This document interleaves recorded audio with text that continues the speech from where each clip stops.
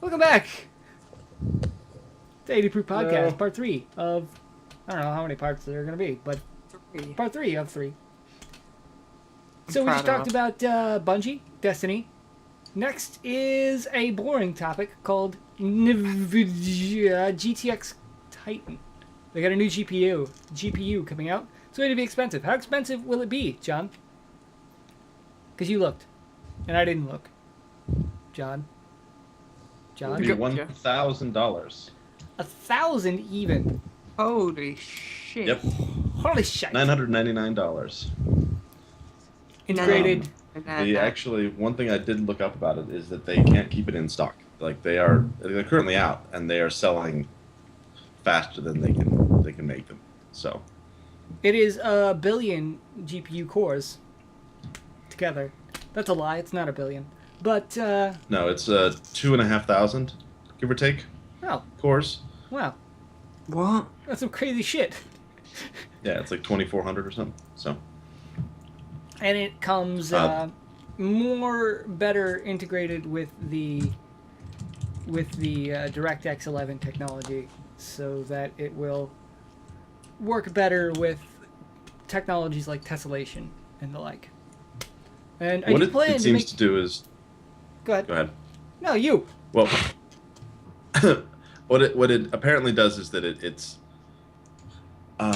apparently is very consistent. So while some GPUs will work great with some things and not great with others, this one works.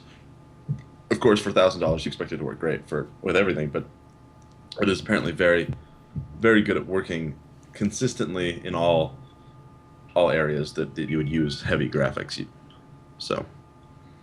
Of course, the problem is that it costs as much as a full computer to some people. So most of us are just gonna, yeah, right. Most of us are gonna wait a couple years until it gets a little cheaper and they come out with something new and then buy it. But I don't know. That's just the impression I got. It's worth it if you don't care about how much it costs. And there's lots of us like that out there, right? Oh yeah, I do have to ask. When are we getting a new DirectX? Because, I feel like we've been on DirectX 11 forever. That's because nobody's fucking incorporating technologies like tessellation with technologies like displacement mapping. I could actually go into displacement maps and tessellation for a while because I've been researching it for a video I want to release soon. I'd rather you didn't. That's exactly the point. It's not very interesting. It's a little boring. The point is that they haven't had the technology to overlap tessellation with displacement mapping to actually affect your graphics quality until recently. So nobody's been using it. Also consoles. They're really weak, so no AAA things are going to be developing for anything better than DirectX because they wouldn't be able to put it on a 360 and PS3. But we've got a PS4 coming soon. Yeah. Let's hope. Everybody cross their fingers. DirectX 12. Next topic is Diablo 3. It's been released on PS... Well, it's not been released on... It's planned for the PS3, and it has been confirmed that it will have an offline LAN mode available. Mm-hmm. Ain't that some bullshit? We don't get it on our PC, but they get it on their PS3. Let's just all collectively go and punch Activision. Or are they planning on releasing a offline LAN mode when they release that particular port? I went ahead and drank again because I still haven't played Diablo 3. What? How the fuck have you not played Diablo 3? Because it's bullshit. Why would I want to play Diablo 3 when I have Torchlight 2 or Path of Exile or any other of the million free games? Yeah, they're all better, yeah. But... The point still stands. So, sorry about that. Then, of course, I drank because I will never play Diablo 3, so... I love you, Aaron. I love how you stick with your guns. I'm giving you my microphone a hug right now. Okay. But if you want to know why, see the last podcast, because I talk about it. Mm-hmm. Do you? Yep. Please do. I like extra views on my previous podcast. Moving on. Because Diablo 3 is a boring topic, and we all hate it. We don't want to be pessimistic all damn day. I play it all the time. So my next topic I labeled as "What the fuck is this Defiance game / show?" I think that's pretty apt. I don't think I could do that any better in verbal. So I went and looked this up. Aaron did all of the research for this topic, more or less. Has anybody else even heard of this? Like, aside from what you've picked up from me? I, of course, have heard of it since I wrote it No, down. I hadn't. I had never heard of I it. hadn't heard about it. Of you guys talking. I had think not I've heard heard of of it it, but I think I've heard of this. Right. It's so the basic premise for this. It is a TV show and a video game that will interact.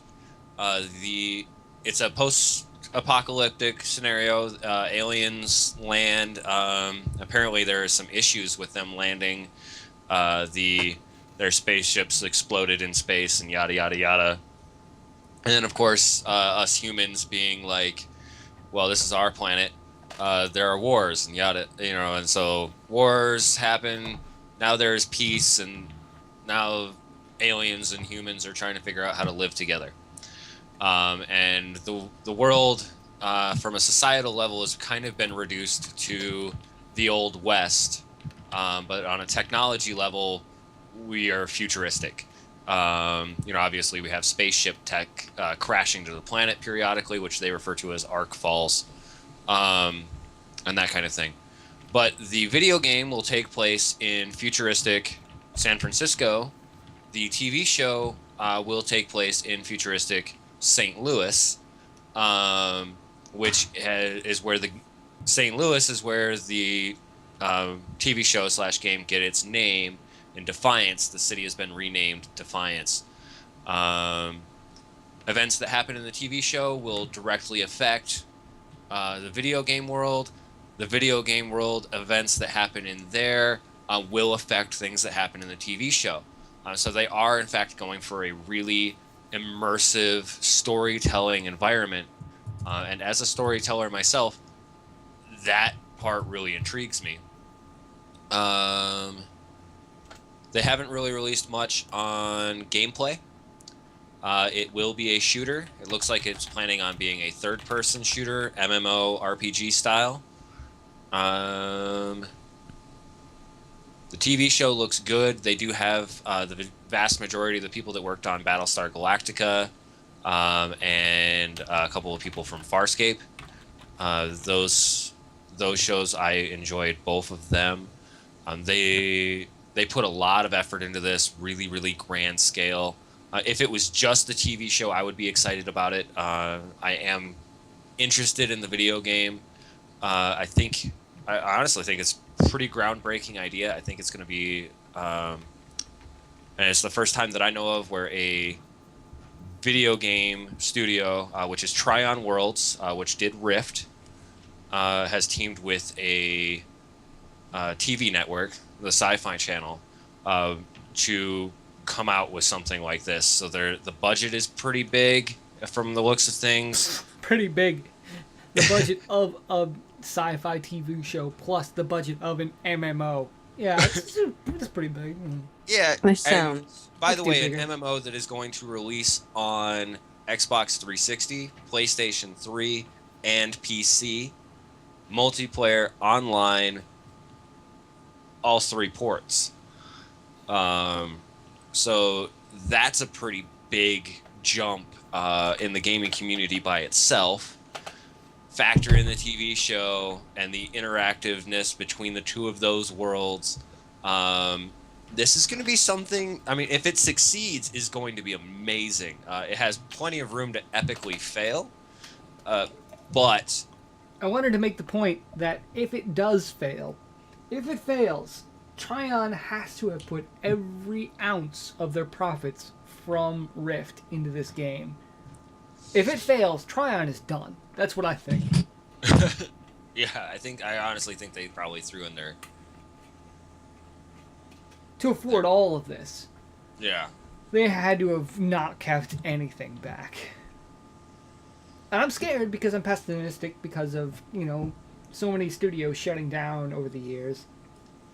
that I feel like I don't want to see them fail. I don't want to see Trion fail because Trion is a name that actually holds some weight in my heart. I think Rift was a good game, and I think that everything that they've done has been pretty decent. Which is Rift and Rift. They've also done Rift. And they had a part in End of Nations, which is a game that has been canceled. So, you know... Which they still have a newsletter for. I'm a little anxious. I think, you know, if the video game itself collapses, I think that the TV series could live on. I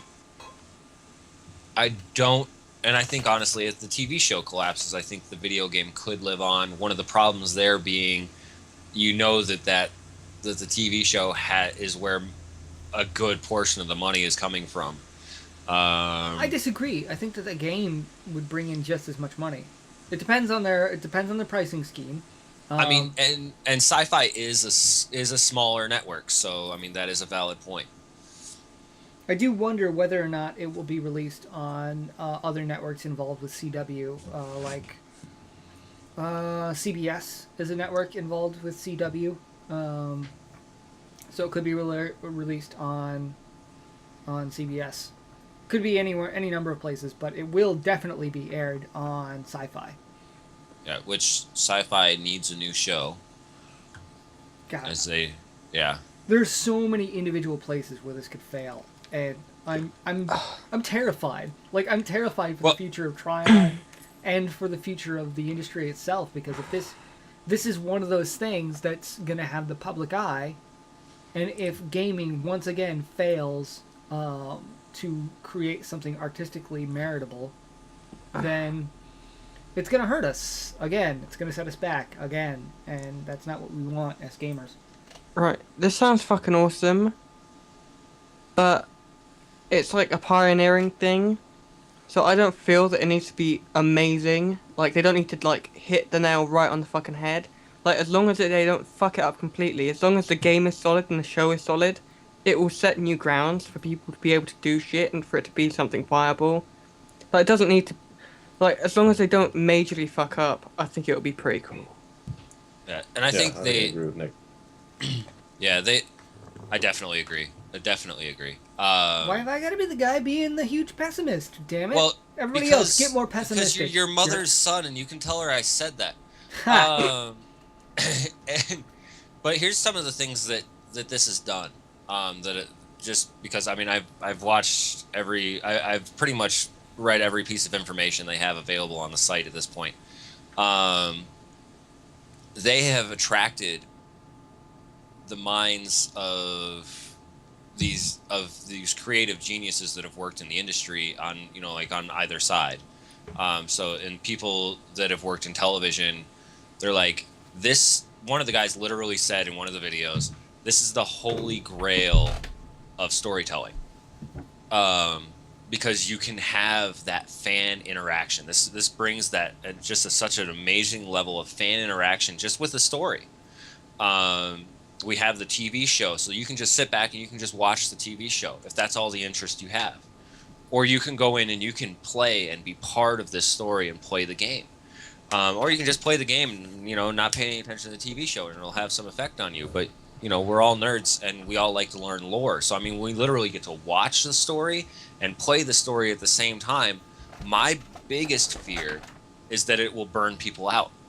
They'll just get too much into it. They'll go too far for just like, you know, a short period of time, and then they'll be like, "Oh, okay, I'm walking away. I'm done. I've been involved with this too much. I need out."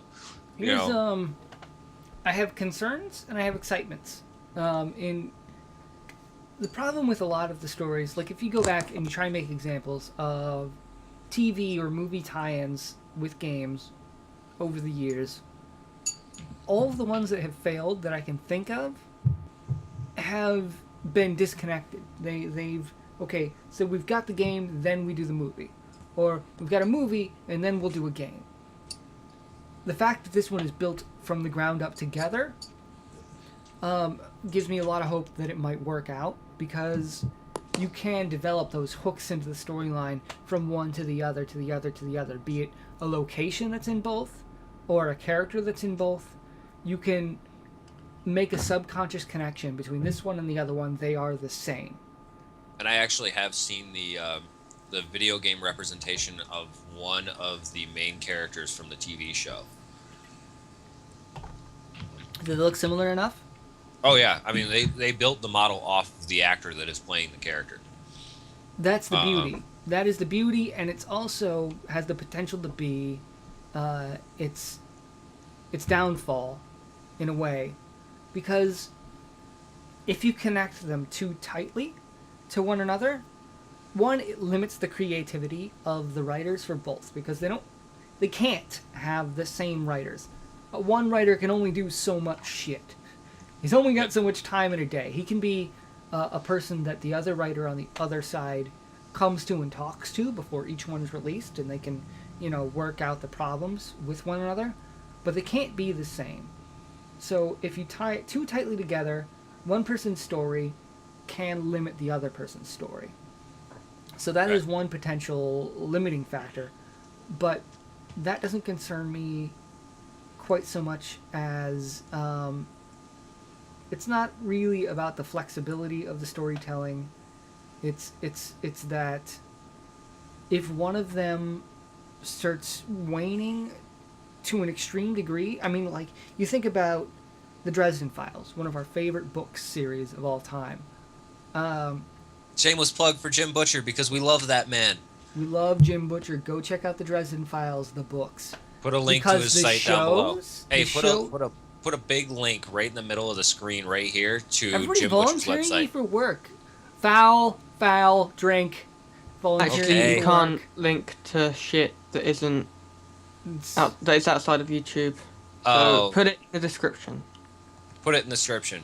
I like can he said. apply for that, but anyway, that's not the point. That's 3 fouls down. I've got 1 remaining. I'm the only one calling fouls. Wait, you called 2 of them on me. Yeah. Well, quit being such a fouler. So the TV show was so bad that if you talk to someone about the Dresden Files, if they've heard of the TV show but they haven't heard of the book, they'll refuse to read the book sometimes. I've had this situation where I've been like, hey, have you heard of the Dresden Files? And they'll be like, yeah, that was that really terrible TV show. And I'm like, no, it wasn't a TV show, it was a book first. But they're so... The universe that show for them was has that been bad. so damaged that they're unwilling. And even if they did read the book, it might not be the same for them because they've seen such a terrible side of that universe. So I'm worried that one of them will be so bad that the other one won't be worth watching or playing. You know this holy grail of storytelling shit? No, I don't. No, that's what one of the people said. Yeah. That's stupid. Yeah, don't say that. Yeah, never say that. Because, like, it doesn't need to be that good. It can just be okay, and it'll be amazing for what it is, and it will open so many doors. And that's all we need. All we need is for it to be okay. Don't be overly ambitious with this thing. Just make it good. The hype Or train decent. sometimes ruins things. Yeah. Which is John, fair. I know you've got thoughts on this whole tie-in thing. What do you think? What do you think, man? I think it's gonna be fun. I'm looking forward to it. I spent a little bit of the time while you guys were talking, looking at some of the videos and stuff like that, and the show looks good, and the game looks good. So I don't have any doubt that it's gonna do good enough to demonstrate the principle behind it, essentially. Whether the actual whole idea of tying a TV show into a game will be attractive enough to certain people. I don't know if it's not the kind of game, the first-person shooter aspect of it is not the kind of game that people play for lots of story, in my opinion. It's the kind of game where you jump in, you have fun with your friends, you maybe drink while you play it, or you play it, at a party or something like that, and then you go on with it. It's not like it's not an RPG. It's not something you invest in. It's. I don't think we really know if there's RPG elements in it, but there has it. There It are seems to me that there's RPG. got to be RPG elements. There are RPG Sure. elements in according to Tryon Worlds and the videos I've watched, really, there are RPG elements. If there's going to be a weak point, it's going to be in the game, I think, not in the show. Because the show has a proven track record of geniuses in their genre. The game side, Tryon Worlds, they made a good MMORPG, but they did not make a great MMORPG. Not like Farscape or Battlestar Galactica is in the TV world. Yeah. And Rift was just decent, like average-ish. It's still going, it's still making money. That's a point in its favor, but nothing beyond that. Yeah, I stopped playing it because Probably what was that game that we no longer play? Came out, just went free Star to Wars: play. The Old Republic. Oh yeah, that one. Because we were all excited about that, and yeah, oh, here's another game I have to spend money on, so I'm gonna stop paying for this other one, and I'm gonna get away from it. I got bored of Rift And- before we stopped playing it. I gotta admit. and then now I haven't gone back to either one of them because I'm angry at the Star Wars game, and I just haven't gone back to Rift. But let's talk about let's talk about what they did really well in Rift and why I think that Tryon Worlds was a good choice for this project. Community shit. They built up a system where you could play with people in little events that were sort of like live events, and they were fun to play. They were fun, and not really end. I mean, you've got your points to make, but they, When did we get onto Rift? Rift is Tryon Worlds. Tryon No, Worlds is the game SWTOR. developer for the other one. No, I'm so Tryon confused. Worlds What are we did not talking make about? SWTOR. I thought we were talking about this thing that was a show. Let's clarify. Okay, this game that was a show is made by the game section of it is made by Tryon. Tryon made a game called Rift, and we're talking about Rift, whether or not they're valid as a developer, or whether or not their weakness is going to lead to the downfall of this whole tie-in thing that's coming. That is our point. Does that make sense?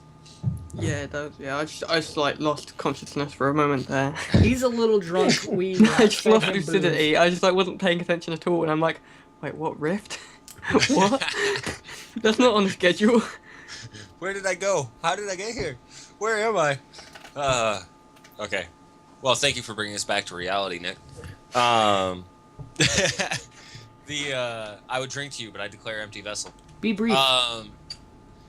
So, the point is that I really wanted to get to, and just make this so that we can get off of this, because I think we've nearly talked it to death, really. Is that they're going to have these tie-ins, like the TV show is going to do things, and then the game, this is going to affect the game, and then the game is going to have events that affect the TV show. Well, the thing that Tryon Worlds was really, really good at in Rift was these events. They got their play. I mean, that was what really pulled their player base. They had these cool events that they could go and they could participate in, and affected the lore of the world. And so they're going to get their player base to participate in these things. Having the tie-in to see what it does to the TV show, I think is even just going to add to that, which is why I think that this project actually will succeed.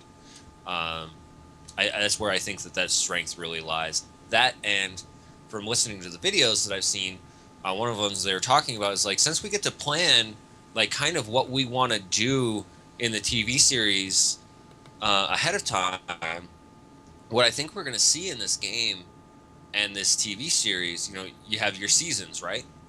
Where, so they're going to, instead of having like patches, and expansions that you can buy, it's like you've got the next season coming out. And I'm sure there'll be patches and expansions and whatever that happen along with that as well. But they'll get like, okay, we've got this next season. We know that we're going to see events. We know we're going to see changes. We have to go back and we have to play this game. Just like, okay, it's freaking Tuesday night at 10 o'clock. I have to watch this TV show. I think that we're going to see that kind of behavior move over into this video game. That's my point. I'm done. Good point, buddy. You're on top of things. Should I move on to the next topic? I think we should. I'm not ready. I'm not emotionally prepared for this. All right. EA. Oh no. Oh no. he just went down and looked at what the next topic was. EA adding microtransactions to every game. I've got a quote. Oh no. I got a quote. I have the quote of the guy in the little convention thing that he said this. What is it, Blake Jorgensen? Some like ridiculous name, like action hero name, of EA's leader of finance. It's not leader, it's developer, distributor, in charge of guy of finance. So here's the quote. We're building into all of our games the ability to pay for things along the way. Either to get a higher level, to buy a new character, to buy a truck, a gun, whatever it might be. The consumers are enjoying and embracing that way of business. I had to look really hard to find the full quote, so I wouldn't have anything out of context. This is the entirety of the quote. There is nothing to be taken out of context here. Literally, that's what he said. So, EA wants to build microtransactions into every single game they produce. Yeah. We're not here to make the argument that this is good for gaming. Obviously, no one thinks this is good. Is everybody willing to raise their hand and agree to that? Yes, and actually, I'm going to drink to that. I'll drink to that. Yeah. Okay. So the discussion here really is, let's make fun of EA being a dumbass again? Didn't he release a second quote? Or someone released a second quote? I haven't found It any made it second sound quote a from bit them. less stupid, but it's still fucking stupid. I certainly haven't found anything of that nature, but I'm sure that it exists. Basically, what they want to do in Dead Space and SimCity, they're going to do with everything. But can you just, like, okay, picture this, yeah? Oh, I kicked my desk, that might be noisy. Picture this. You're playing Mass Effect 4, and a guy comes up to you and he's like, "Hey, Shepard, you should buy this gun off me. It'll cost you $30 cents." Or whatever you call money in America. Can you imagine how like immersive and beautiful that would be? Sounds great. I want a guy to always be talking to I me want about that. the currency of my world and Okay. not the world of the game. Oh, hey Shepard, did you know that for only 99 cents you can buy this DLC? Some people might Oh, wonder like, why I okay. love Bethesda so much. They're dedicated to immersion. Never are you going to see DLC inside of the game in a Bethesda game. I love CD Projekt because they give you free DLC. I love CD Projekt because they're not douchebags. And they emailed me back. I emailed CD Projekt. Did they? Yeah, isn't That's that great? fucking awesome. What did they say? I'm not going to go into details on that because it's sort of Oh, tell me after the podcast. kind of a little douchey for me to talk about the bullshit that I've had with other companies. But they're very friendly, and I emailed them with my pissant YouTube thing, and they emailed me back specific answer to my questions. So how badass is that, right? But that has nothing to do with EA. So let's talk about EA, DLC, and our opinions on DLC in general. Let's just talk about our opinions on DLC, because it's not always bad, right? Oh yeah, I mean it's a great way to add, replay value to your games. You create a great game like Borderlands 2, Borderlands. The DLC for those games, add new stuff so that you can continue being extra ridiculous. It is fun. I support that one. That's not a bad deal. And it's not like, okay, say the worst example I can think of for DLC. The Elder Scrolls Oblivion on the Xbox 360 had, like, horse armor was one of their DLCs. You could pay, like, $10 to get armor for your horse. And literally, it was just aesthetic and actually didn't help out your horse any. It didn't make them more durable. It just It made looks your horse stupid. prettier. It looks fucking stupid. Also, it didn't look very good. It looked legit like the stupidest fucking thing ever. I didn't buy it, so I didn't know what it looked like, but in the picture, it looked pretty dumb. So that's like the worst example of DLC. But it's not like they beat you over the head with it. You could, and it came out after the game was released. Well after the game was released, they were like, oh, let's try out this DLC thing, and they released the ability to buy horse armor for like $4 or whatever it is. So if you didn't like it, you just didn't go into the menu outside of the game to buy it. It was as simple as that. Even that, I really, really respect and I'm okay with, because somebody might want that and buy and might pay for that. But if you put it inside the game to where it interrupts the flow of gameplay, it's fucked up. And if you develop a game, you release it, and before the game is even released, you have DLC finished for it, and you charge people for that, that should have been inside of the game. You can't charge for that. That's bullshit. So there are a lot of ways that even the worst of DLC can be good. And the best of DLC is like, well, I guess Skyrim has some good examples since we're sticking with Bethesda at the moment. Not, I don't remember the name of the DLC, but the one that added a full another continent that you could go and there's full other quest lines with the vampires and the werewolves on Dragonborn. Vanguard. Not Dragonborn. Dragonborn's a different one. Dragonborn's better, actually, but I don't know anything about Dragonborn, so I can't talk about it. So yeah, it has a whole other continent, a bunch of different quest lines that you can do on a completely separate continent. You pay for it, it gives you more of what you loved about the game. That's the best kind of DLC, and that's great for a game's lifespan.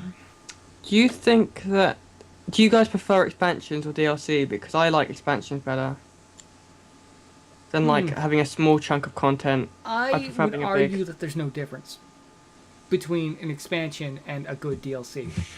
Like the one with the vampires and whatever on Skyrim, it's a whole different storyline. Maybe it's shorter than you might expect from an expansion, but that's just your expectations. That has nothing to do with the definition of what an expansion is. Yeah.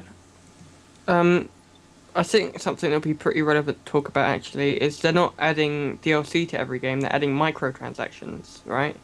Do you guys think microtransactions even work on a fucking pay-to-play game? Like, if I buy fucking, I don't know, Fallout, because we're talking about Bethesda, is buying a random gun, like, they're not talking about story DLC, they just, like, buy a random stupid thing that helps you in the story or whatever.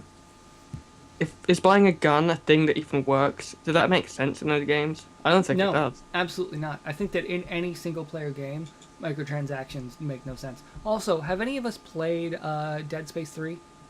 No. No. Everyone drink! Yes! Social! I was about to drink anyway. I had it on my lips. I am out of my vodka water.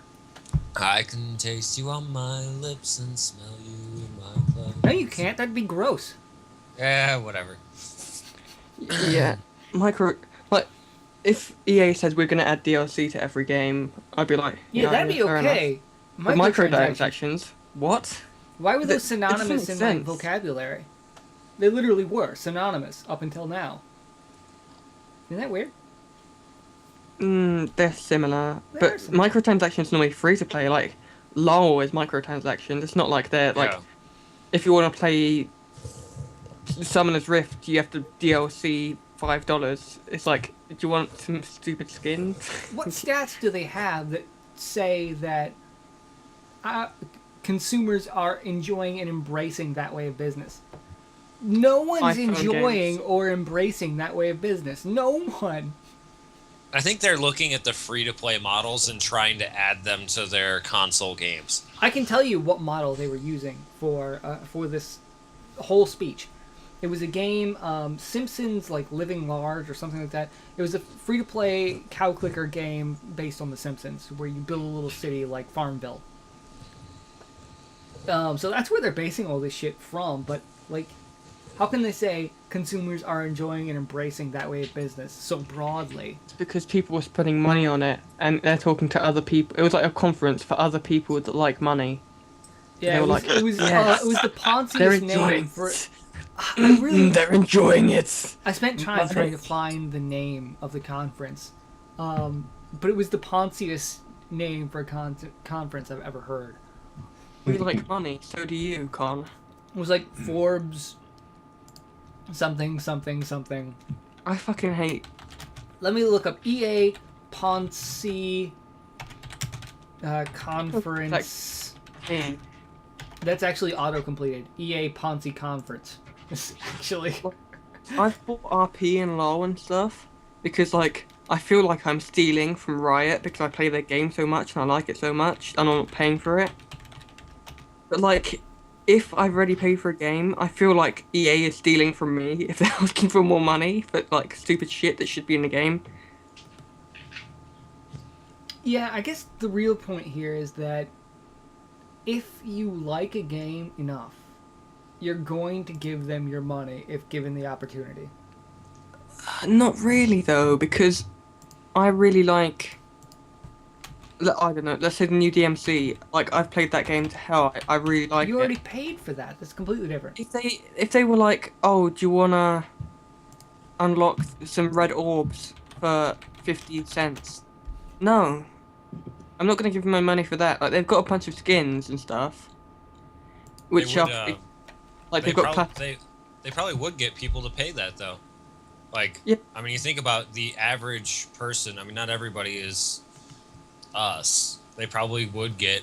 I mean, if they only got 10% of their player base to be, like, spend an extra 15 cents on the game by adding that little bit in there, would they even make any money on that? I found the name of this conference. Morgan Stanley Media and Telecoms Conference.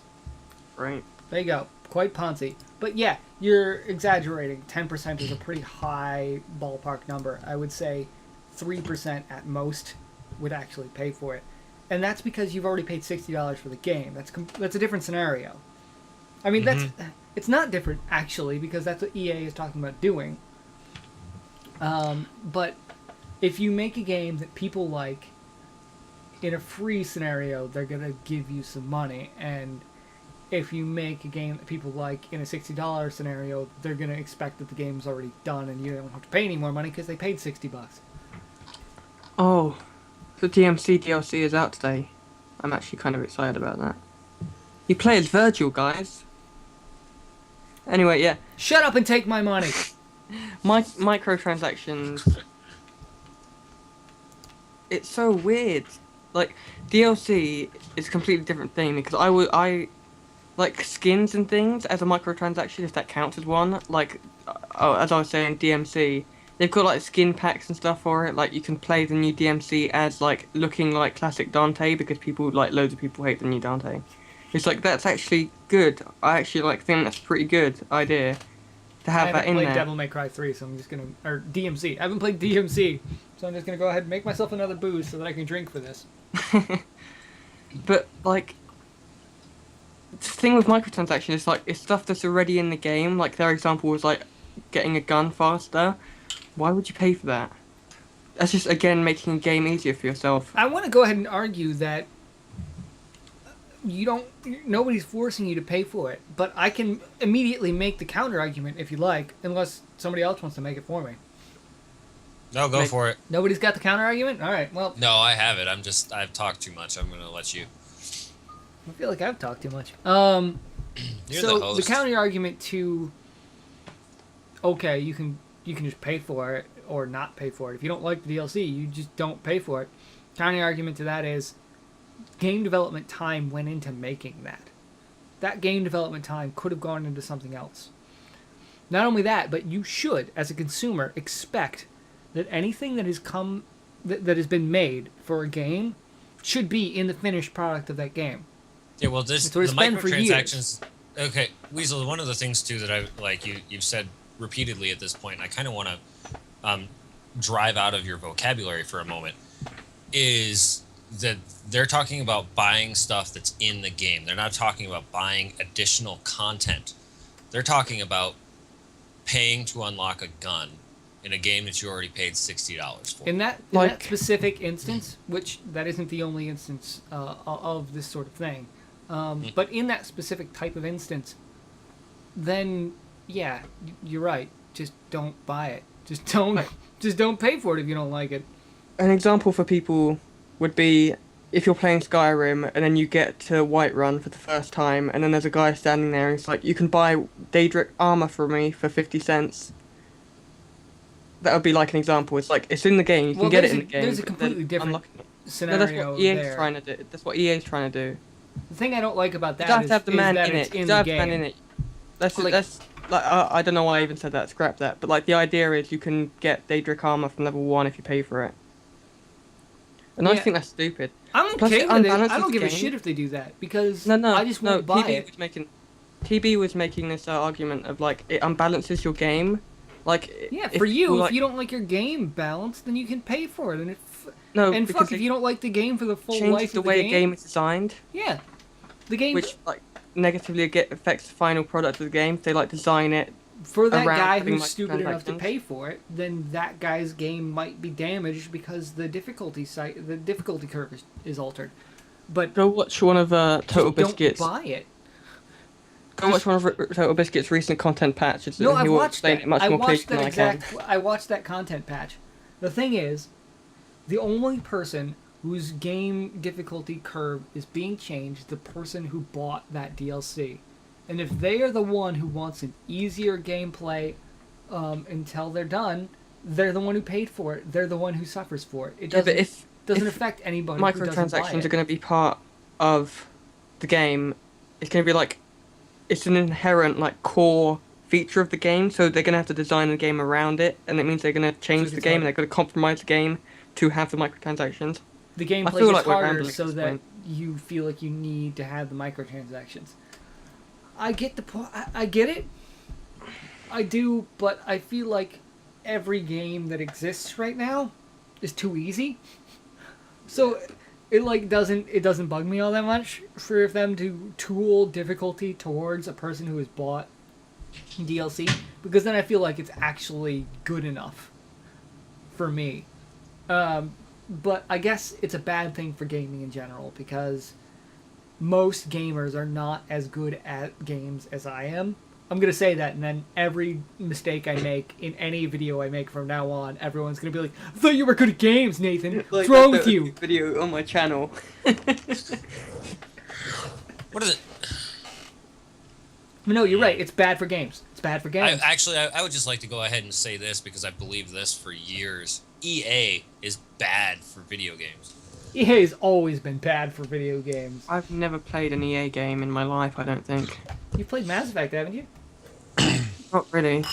You've played a bit. You played it. We'll find one later. We'll find an EA game that you have played because I guarantee you have played an EA game. I don't feel like I've ever seen like the EA logo before a game. Like I've played friends' games that were EA games, but I've never actually owned one. What about EA Sports? It's in the game. Nope. What about EA Games? It's in the sports. Wasn't Unreal Tournament an EA game? Probably. Am I wrong? I don't know. Now we've gone through it. We're done. We're done with EA, and we're That done might with the take some topics editing. of the month. Because we've been here for 43 minutes and 15 seconds. So we're gonna take another break or not take a break, and then start into the next segment.